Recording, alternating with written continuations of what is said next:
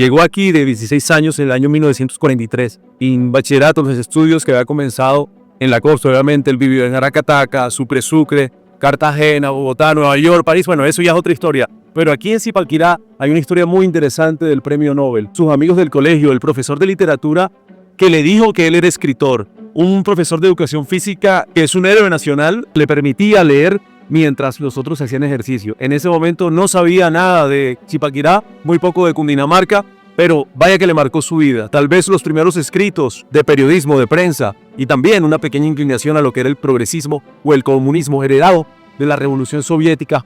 4 años aquí, mucha gente, muchos testigos que ya fallecieron, fotografías recuperadas. Vamos a ver qué vivió Gabo aquí en los 4 años de soledad en Zipaquirá. Nos encontramos en el Liceo Nacional de Varones. Erika Garay es una guía, es una biblia en la historia de Gabo, desde antes de llegar acá previo, su paso por Bogotá muy casual para llegar aquí por accidente. ¿Cuáles fueron los mejores amigos de Gabo aquí? Porque todo costeño que llega a una tierra del centro del país siempre hace amigos por muy lúgubre y frío que parezca.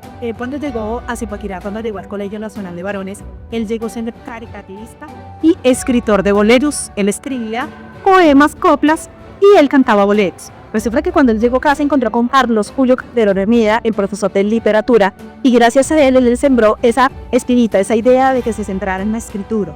De hecho, le dedicó La hojarasca, que fue su primera publicación. Profesor Hermida, Calderón Hermida, era huilense, ¿es verdad? Sí, era huilense. Y entonces, cuando él publicó La hojarasca, le hizo una dedicatoria muy especial. Él le escribió a mi profesor de literatura, Carlos Julio Calderón Hermida, al que se le metió en la cabeza esa vaina de que yo escribí. Otro amigo o persona que de pronto marcó esa etapa fue el profesor Perry de Educación Física, ¿verdad? Que tengo entendido que fue ese hombre que sale en ese video de las Olimpiadas del 36 con la bandera de Colombia, ¿no? Sí, con la bandera de Colombia, sí.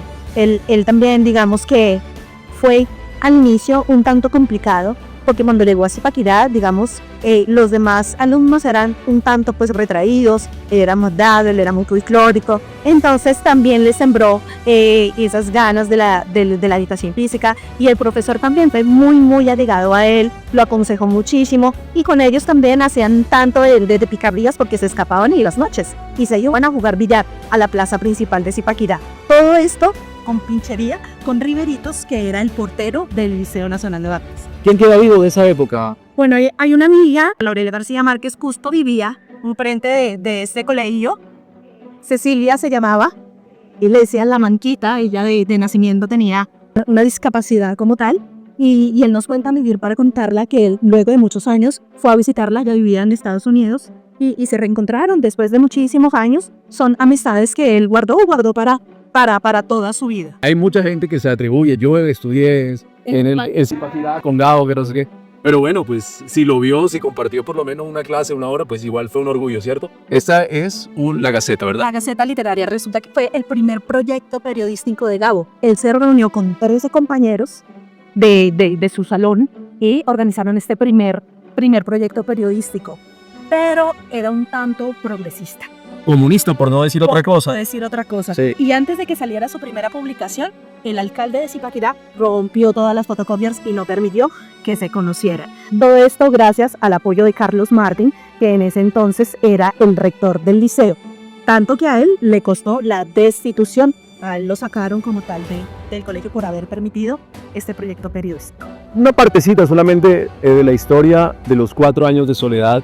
Un libro que ustedes pueden leer. Angélica, finalmente, ¿cuál es el futuro de este lugar? ¿Qué va a pasar? Bueno, en este momento funciona como centro cultural. Tenemos en promedio 20 escuelas de formación artística y cultural. Una de las más importantes es la Escuela de Talla en Sal, que es un oficio único en Colombia, la talla en sal en Zipaquirá. La idea es que sí funcione como museo, entonces estamos, digamos, en un proceso para derechos de autor para poder utilizar el nombre como tal de Laurelia García Márquez, pero pues la idea es poder consolidar como tal el liceo.